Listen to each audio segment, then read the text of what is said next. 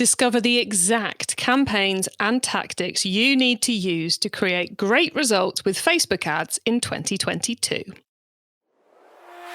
You're listening to the Keep Optimizing podcast to increase your traffic, improve your conversion rates, and grow your profits. Hello and welcome. I'm Chloe Thomas, the host of this marketing-focused podcast. If you're not familiar with our format, each month we focus on a different marketing method like email, SEO or Facebook ads, and each week I interview a different marketing method expert to explore the latest advice on making it work for you. This month we're not doing a specific marketing method, rather we're looking at what a post-cookie apocalypse marketing strategy might look like. Whilst in the other 3 episodes we're exploring marketing channels that aren't Facebook that you should and can easily be using to mitigate the impact of all those data privacy changes. In today's episode, we're looking into Facebook ads itself to realign what we're doing with what's actually working post-cookie apocalypse. So how should you be approaching your Facebook ads to maximize the positive impact to your business? Our guest is great, quite frankly, at Facebook ads. He came on our sister show, eCommerce Master Plan, last year to give tips on what to do in 2022. And he just makes it all so straightforward. Coming up, you're going to hear about the 2 types of campaign that are working really well for e-commerce businesses right now, and they are super easy to get set up. We're going to talk about why creative is where it's at. He's also going to tell you how to deal with the conversion reporting issues, and an awesome 5-letter process for sorting out your optimization as well. I could quite happily repeat it all right now, but rather than that, we're going to meet our guest in a moment, and he's going to take us all through it in a lot of detail. So please do check out the sponsors first. This podcast is brought to you by Clavio, the email and SMS marketing platform that helps you send messages like an e-commerce expert, even if you're just getting started. Create your free account at clavio.com/masterplan. That's KLAVIYO.com/masterplan. Today, I'm chatting with Facebook ads marketing expert Antoine Gagné. Antoine is the founder and CEO at J7 Media, a creative and data-driven Facebook ads agency managing over $30 million in yearly ad spend. J7 Media specialise in helping D2C brands grow their sales. So Antoine is perfectly placed to explain all about what's working on Facebook ads right now. Hello, Antoine. Hi, Chloe. How are you? I'm good. It is brilliant to have you back on the show again. Always a pleasure. Well, you brought so much good insight last time with all that's happened in the world of Facebook ads in the last 6 months or so. Yeah. It's a hot topic and you were top of my list to cover it. So I'm very glad you could spare us the time. Before we get into all of that, how did you end up in the world of Facebook ads? What brought you to it? Yeah, it's a good question. So basically, like you said, I'm the founder and CEO of J7 Media. But when we started the company roughly 9 years ago, the name of the company was called Jour 7 Communication. So basically, I'm from the French part of Canada. So maybe that's why of my accent. And from 2012 until 2016, what we were doing, Chloe, we were managing social media for different restaurants.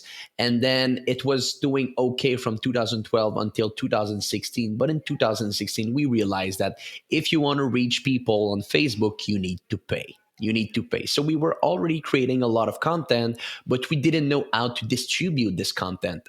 So it just made sense for us to start and understand how the Facebook ad platform works, since we were already doing social media, creating content for these different restaurants.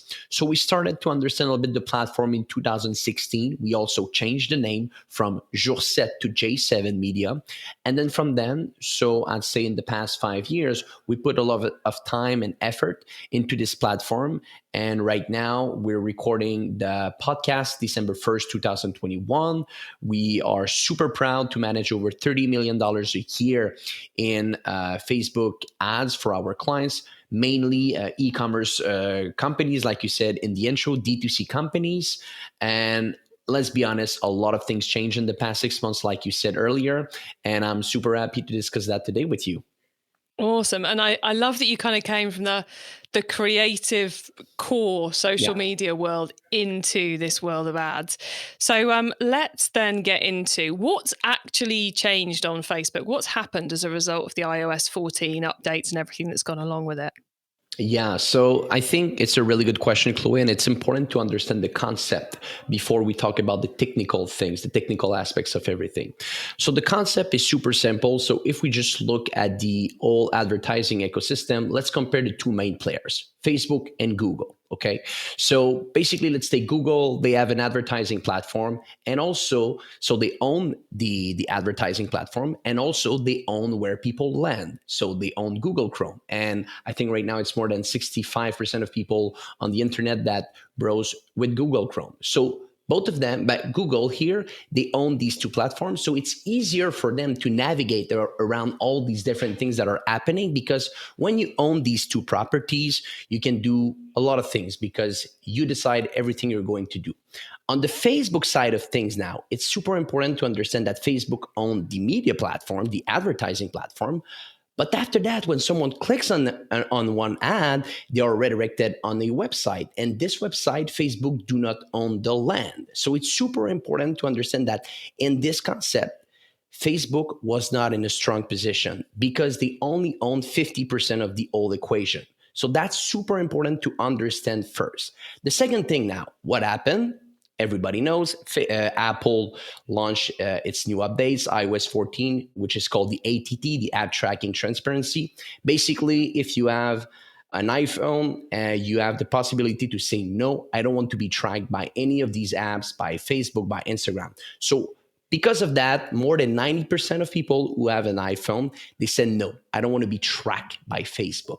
So what happens, a platform like Facebook relies so much on the data that they get from different websites that if from one day to another you lose all this data, automatically the algorithm just like totally change, and it got super hard for different advertisers to run ads on Facebook. So this happened on April 26th. And in the month of May, nothing really changed in the advertising platform. But in June, July, August, you mix that and you mix the end of the confinement, the end of COVID-19 or the fourth wave, or I don't know how many waves we have now, but it created a lot of different problems. For advertisers. So just because of that, the algorithm of Facebook totally changed. The CPM went high. It was super hard to get different information in the ads manager of Facebook because they were losing all this different data. So at the end of the day, let's be totally frank, since April 26th, a lot of things change, and advertising on Facebook right now in 2021 is not the same as it was in 2020. I guess we're going to go a bit in the details in the next few questions, but overall, I think it's important that first of all, people understand the concept, what happened, and why it affected a little bit more Facebook than Google. Yeah, I love the way you explain that Facebook-Google difference.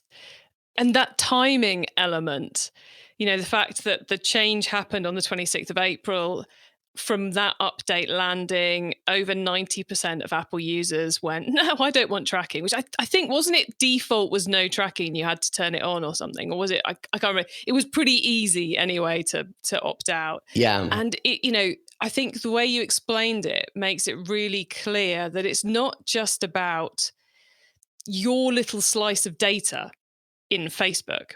It's about the fact that the Facebook algorithm, which is only as good as the data and the volume of data it gathers, has suddenly had, half its river cut off, basically.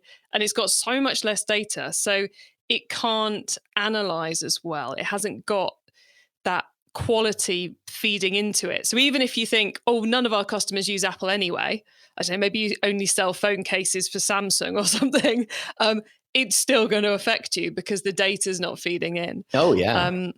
So, Antoine, we said we would get into what does that actually mean? Because you and I could quite happily sit on this podcast and chat about all this kind of cool headline strategy, what's been going on. But really what the listeners want to know is, what do they actually do as a result of this? So how do we now need to change how we approach Facebook ads? What's the key things? Yeah, it's a really good question, Chloe. And I think there's the good news. There's so many answers. Okay, so maybe just for your audience today, it's important to know we have a special newsletter that we launch on May 2021, a couple of weeks after Facebook and Apple launched this new update. The newsletter is called the iOS 14 Squad. So every single week we do a test to challenge how we should manage Facebook ads now. And in these tests, we explain to the audience how these things work. So maybe you're going to put a link in the show notes, and that will give context for people who are listening. Cool. So is that just a free email newsletter you're putting out there to keep people updated with the latest? Yeah. Awesome. Every single week, we're doing specific tests around like new ways to advertise on Facebook. So it's called the iOS 14 Squad. So it's interesting because today I'll be able to share with your audience the different learning that we did with these tests, because we tested so many things in the past few months. Okay. So that being said, let's go back to the concept. We understand that Facebook only owns 50% of the old equation. So the real problem is to get out of Facebook, right? Because when you get out of Facebook, you get a notification saying, hey, would you like these other apps to not track you when you get out of Facebook? So like I said, 90% of people who own an iOS device said no. So now the question is, how can you generate results without leaving the platform? Can you generate results without leaving the platform? Because that's the concept. That's the real problem here. And that's where you can start to create interesting approaches by understanding the concept that if you're able to stay on the platform, you're going to be able to generate great results. And how do you create campaigns where you stay on the platform? Let me give you a couple of tips here for your audience, Chloe. First of all, it's super important to understand that videos on Facebook, right now, it's just crazy how the kind of results that you can get on Facebook with these videos. No news here. I get it. Now, the cool thing, what's interesting with videos is the fact that you can create your remarketing audiences with videos. So for your audience today, just to give them a bit of context, let's say you do a 1 minute or a 2 minute video. You can then create audiences of people who watch 25% of this video, 50% of this video, 75% of this video. And since the video is watched and listened on the Facebook platform, you lose zero data. And let's be honest, someone who watched a minute and a half of your video, 2 minutes of your video, is someone who is super interested in your product, So just by keeping that in mind, if your audience today, they have an e-commerce store, they are running ads on Facebook, and they can create videos, and then they can use a segment of people who watch a specific part of the videos and then launch them different offers after. This will outperform all these other remarketing audiences of people who went on your website and then you want to retarget them after. Why? Because remarketing, like we used to know remarketing, so people who added the cart, who initiated the checkout of your website, with everything that I just told you earlier, it's harder to remarket them because creating these kind of audiences, now it's not the same as it was before. So think about how can you create audiences that people, they stay on the platform. So Antoine, would you advocate putting a video out in front of a wide Facebook target audience? I don't know, football, for example, or soccer, if you're listening in the States. So that kind of becomes your net to capture people is, do they watch our video? We go out something really, really broad, get the views, and then put the strong messages that drive people to your website to buy. So we're capturing the data on the platform and then sending them off the platform to buy. Yeah, that's exactly that. And this is something simple to do, but we just did it in the Black Friday and it was super powerful. So obviously, like videos, yes, but you need to have a strategy around your videos more than just creating a good piece of content. Think about how you can create a good piece of content and also create audiences that after you can remarket with different offers, different products in the future. So this is the first thing to really keep in mind that I think the audience today can benefit. We did it with like I said, millions of dollars in ad spend. And this was one of the main strategy that we did with our clients for Black Friday. Another thing that I would like to bring to your attention, Chloe, it's the term that we're going to use is a little bit interesting. It's what we do call DABA. Okay, DABA. So DABA. And what is this kind of campaign? So it's called dynamic ads on broad audiences. So dynamic ads on broad audiences. So I know that your audience are e-commerces or people who run ads for online businesses. Most of the time you have a catalog on your website, right? You have a catalog on product that you can link on Facebook. And then with this catalog, you can create what we do call dynamic ads that are linked to your catalog. You use this technique of creating dynamic ads, and then you launch these ads on super broad audience, no interest, no lookalike, only targeting a specific country, and then you let the algorithm go. Dynamic ads on broad audience is one of the main campaigns that we use with all our clients.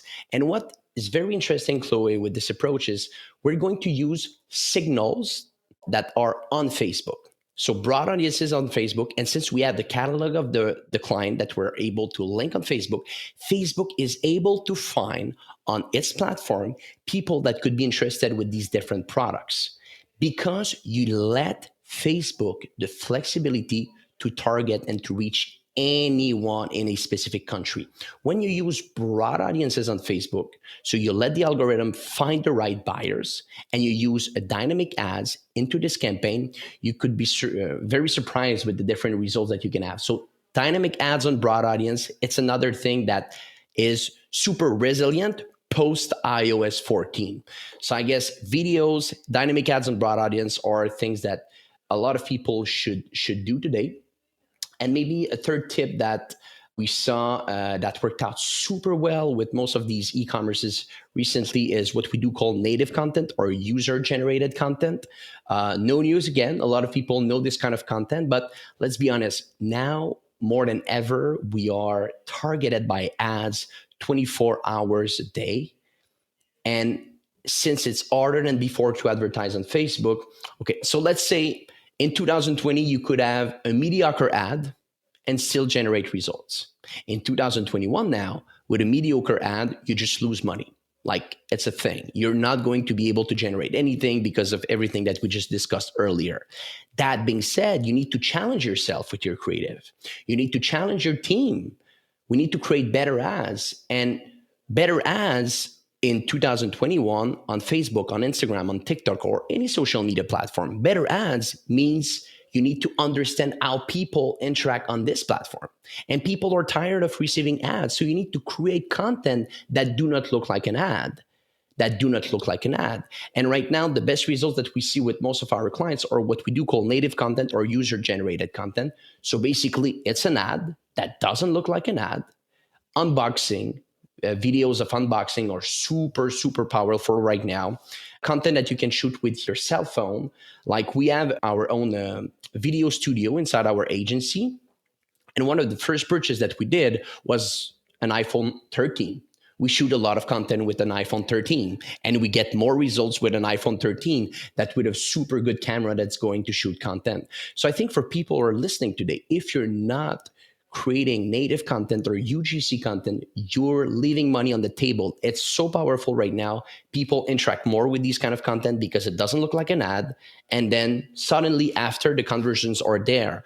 So I guess these three things are three things that have been super powerful with our clients lately. Stay on the platform, create audiences with videos, make sure you use dynamic ads on broad audience, and shoot content with your iPhone, and make sure that after that you're able to iterate and create several pieces of content with, like I said, the cell phone. I love those tips, Antoine, because they're so practical, and there's something which even the smallest retailer can do and still continue to make Facebook work for them.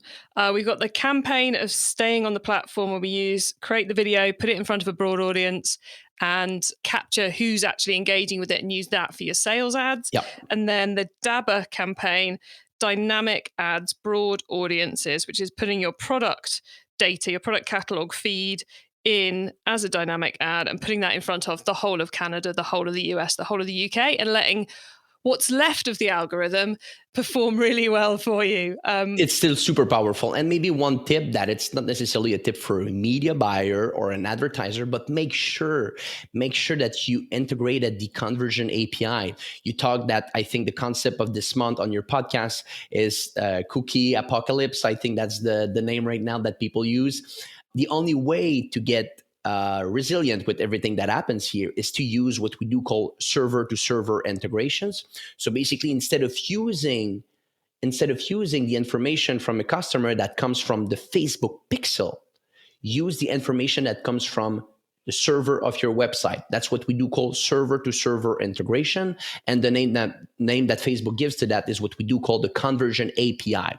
You have a Shopify store, it's a one click. You have a WordPress, a WooCommerce, it's a one click. And then other different CMS, sometimes it's a little bit more complicated, but make sure that you install and integrate super rapidly the conversion API, because after 2022, it's the end of the pixel, RIP. Everything will be around conversion API, and this is what replaced the pixel. And that's that new solution that Facebook's brought us to reinvigorate, I suppose, our conversion tracking data, which was the next thing I was going to ask you about. So I'm very glad you brought it up, because there are kind of like those two sides to the cookie impacts. One being the algorithm isn't getting as much data, therefore our targeting habits have to change. Therefore, we need to create better ad content, as you've just been running us through. And then the other side of it is a lot, especially the smaller retailers who haven't been able to adapt quickly or even realize there are alternative options out there, have just seen the numbers plummet, which of course the sales are still coming in, but you can't optimize as much. So how effective have you seen that new Facebook API solution being to give you the data you need and the algorithm the data it needs to improve the results for you? Yeah, so conversion API, this is factual. So basically, Facebook made a statement around that. If you have the conversion API instead of just the Facebook pixel itself, like overall, the numbers, you're going to get 11% more in terms of conversions than if you only use the pixel. This is a public information that Facebook made a statement around that. So this is factual. Like, you're going to get better results with the conversion API. That being said, Facebook made another statement. Saying that since iOS 14, they are very, very confident by saying, we know for a fact that when you run ads on Facebook, you will lose at least 15%, minimum of 15% of the conversion that usually you add. So 15% of the attribution that usually you add, now you don't get it because of these different updates. So it's important to know that right now, you like the results that you see in your ads manager, at the minimum of 15%, you're losing data. At a minimum of 15%, you're losing data. And on top of it, let's remember that last year, when you were running ads on the platform, on the Meta platform, you were looking at your ads from a 28-day click attribution window. So people click on your ad and buy your product within 28 days. Facebook gets the attribution. This year, Chloe, it's from a 7-day click attribution window. So it's 4 times less. On top of it, you have what I just said, you lose 15% of your attribution because of iOS 14. Like, my point is super simple. If you're looking at your ads manager, to take business decisions around your Facebook advertising campaigns, you're doing a big mistake. You're doing a big mistake because you don't have the right information. You need to use the ads manager right now as a proxy to see if people click on your ad. But after that, you need to find different alternative to understand your attribution, because to be frank, the attribution that you get right now on the ads manager is not accurate, is definitely not accurate. And you're going to make a big mistake if you only look at your ads manager to take a business decision. So where else do we look? Do we need to buy more software? Can we do it with UTM tags and Google Analytics? Do we ask the customers, did you click on a Facebook ad? Or do we just multiply all the results to add 15%? So what we think is the best way to look at it right now, think about as a triangle approach. Okay, triangle approach. So first of all, the ads manager is not accurate for the end result, But that's where you get your CTR, if you're getting a click, how much it costs to advertise on Facebook. So you get the information on the platform. And let's be honest, you get also a bit of information after someone left the platform. It's just not 100% accurate. So first of all, you look at that. It's like a triangle. The second part of the triangle, obviously, you look at your back end. If at the end of the month you invested $100,000 in ad spend and you made $300,000 on your website and Facebook is your only channel, and on your ads manager you saw that this $100,000 only generated $115,000, maybe you can ask yourself questions that, maybe this investment may be a little bit more than I thought, right? So it's important to look at your back end first, the old method, okay? Because let's be honest, right now it's a challenge, Chloe. No one in the world that I talked to found the perfect solution to understand the media spend right now. And the third part of the triangle, obviously, you can look at third-party software. There are great third-party software that can give you an information. Wicked Reports is a good software that we use with some of our clients. A little bit complex, but still it's interesting to look at this information on Wicked Reports. Sigmetrics is a good platform as well. There are plenty of software. But at the end of the day, you cannot only look at one of these platforms as a source of truth. You cannot only look at one of these three platforms as a source of truth. You need to be sure that you monitor these three and then you understand. And then at the end of the day, you're like, you know what? I'm comfortable in investing more in this platform. I'm comfortable in investing more on Google, on Facebook, on TikTok, because of the conclusion that I add based on these triangle of information. But I'll be honest with you, Chloe, it's a challenge. The guy or the girl or the company that is able to find the solution to this problem will be a multi-billion-dollar company very soon. Indeed. But, I think you're quite right. And I like that triangle in that start with Facebook Ad Manager, because if something in Facebook Ad Manager is looking very profitable, it's definitely very profitable, because it's not reporting things that didn't happen. It's underreporting what did happen. If something's looking borderline, it's probably profitable. Yeah. And it's the borderline and just under stuff that is where the issues come. But You got it. that was a phenomenal rundown of what to do. Everyone who's been scribbling away, we will of course have links, notes, the transcript, and the ability to re-listen to this on the website, keepoptimizing.com. But now we need to pause for a reminder of our sponsors.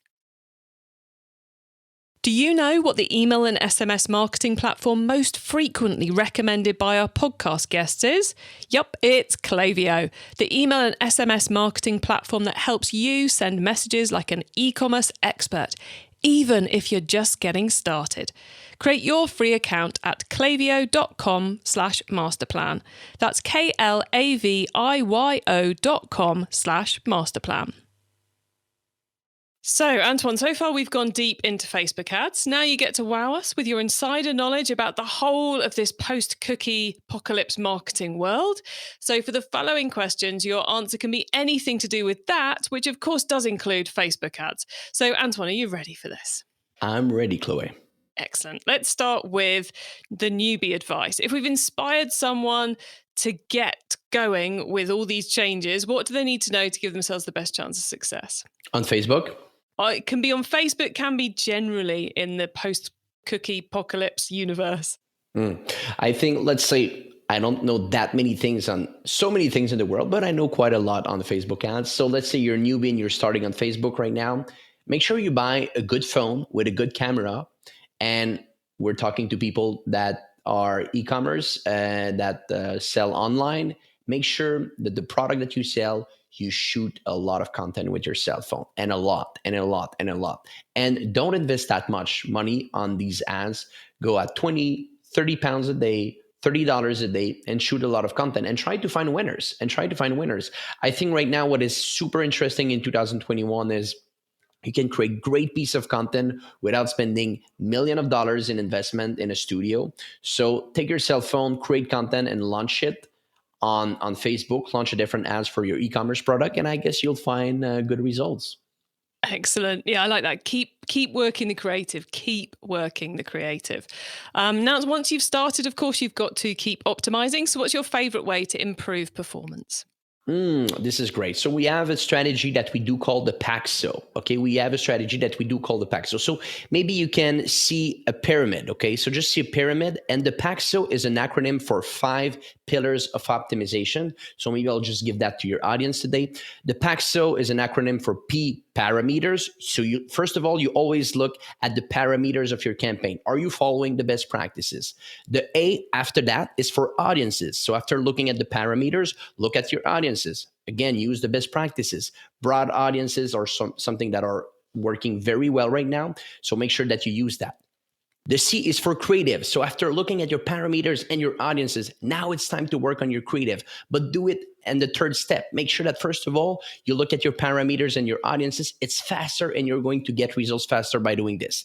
And after the C, you go to the S. The S is the sales funnel. So when you change your creative, your audiences, and the parameters of your campaign, and nothing is working, maybe it's time to reevaluate your funnel.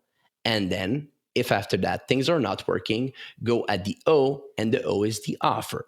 The O, and most of the time when you change your offer, you're going to change drastically your entire campaign, but you don't do that at the beginning. You do that at the end because it's a big, big change. So these are the 5 pillars of optimization that we use at J7 Media. I love that. PAXO, parameters, audiences, creative, sales funnel, offer. Don't touch the offer unless you're certain you need to. That's what I'm going to take away from that one. Okay, then. If someone listening wants to learn more about all of this, is there one cheap or free resource you would recommend? Yeah, go to the iOS 14 squad. I think it's one of the best content that we created so far. So every single week, it's a newsletter that we send to everyone, that we explain a test that we did to find new ways to advertise on Facebook post iOS 14. And so far, we had so many great testimonials of people that said, hey, you know what? I'm teaching my team how to run ads based on your newsletter. So I guess, and it's totally free. So just subscribe, find content, and I'm pretty sure you'll be happy with it. Excellent. And finally, crystal ball time. What's coming up in the next 6 to 12 months that we should be getting ready for? I think we still have another 6 to 9 months of this challenge on advertising on Facebook. And then a year from now, most of these online businesses will be able to sell straight up on the platform. So again, we remember what I said at the beginning. The problem is when you leave the platform, but then Facebook or Meta are bringing the purchases on their platform. And then when this will happen, automatically it will be easier for attribution, easier to advertise on Facebook. But we still have a good 6 to 9 months before this happens, because right now it's only in the States and they're in beta test. So you will still need to integrate the conversion API in the 6 to 9 months, work on your creatives, use the dynamic ads and broad audiences and all the things that I said today, and the things that you're going to find in the iOS 14 newsletter. Excellent. Thank you, Antoine. We are very nearly at the end of the show. So could you please let the listeners know where they can find you and your business, please? Yeah, so if you're interested of working with J7 Media, we're a Facebook advertising agency that help D2C brand going from growth to hyper growth. So this is the mission of our company. Take a look at our website. You can fill out a form if you're interested of working with us. If you just want to know a little bit more about Facebook ads, start to know us, subscribe to the iOS 14 newsletter. I do think that this will help you a lot. Excellent. Well, look, Antoine, thank you so much for being on the podcast. You have made it so clear and straightforward what we need to do. So I'm hoping we've saved our audience hours of procrastination so they can just crack on and get those Facebook ads performing again. So thank you so much for coming on and sharing it with us. It's been an unbelievable pleasure. Thank you. My pleasure, Chloe. I love that. How much clarity did Antoine just bring to us there? So to recap, we have staying on the platform. So don't use your remarketing audiences from your website anymore. Instead, create an interesting, engaging video about whatever it is you're trying to market. Put that in front of a nice, big, broad audience so the algorithm can do its thing to get you video viewers, and then use the audience of the people who viewed that video to then sell your products to. The second one was the DABA, that was the Dynamic Ads Broad Audiences, which is enable Facebook to do the hard work for you on creating the ads, because they're going to pull all of that out of your product catalog, and then put it in front of literally an entire country, because that means the algorithm still has enough data to do its clever stuff. The third thing was it's basically all about creative now. Because we're using such broad audiences, the power of getting seen is creating the creative that appeals to the right customer, gets the engagement that therefore is going to win in the algorithm. So user-generated content and content that looks like it's been created by a user are what you're looking for here. So use a mobile phone, do unboxing, do iPhone videos, do user-generated content. And of course, if you're working with influencers or you've got really passionate customers, you can possibly get them to create it for you. And then, as he was saying, on the conversion tracking side of things, it's going to be messy. Even if you've got, so the setting up Facebook API, which is where your server talks to their server about what's going on, that's going to increase the reporting, the accuracy of the reporting you see in Facebook Ad Manager by 11%. But Facebook still say that's probably on average 15% fewer orders than's really coming through. So you need to look at a number of sources before you can perfect and make your decisions on what you are and aren't doing. And then he also gave us PAXO, which is the process of optimizing an existing campaign. First, look at those campaign parameters. Then look at your audiences, where broad is best. Look at your creative, user-generated is best. Look at your sales funnel. And then finally, and only then, consider changing the actual offer you're putting in front of the customer. That has made things so clear. Admittedly, I'm sure it's put a lot on your to-do list, but it's made things so clear. I think that was an excellent rundown from Antoine there. You can get those links to everything we discussed, the full transcript of this episode, important notes and more by heading to keepoptimizing.com. Thank you for tuning in to this episode of the Keep Optimizing podcast. If you've enjoyed this episode, then do check out the rest of our month on post-cookie apocalypse marketing, because we're exploring the other marketing methods you can use to make up the shortfall from the reduced Facebook ad performance. Please do tell your fellow marketers about the show, because I create it to help all of you, and the more people you can tell, the more people I can help. Have a great week, and make sure you listen to the next episode so I can help you to keep optimizing your e-commerce marketing. Access everything Keep Optimizing at keepoptimizing.com. That's with an S, not a Z.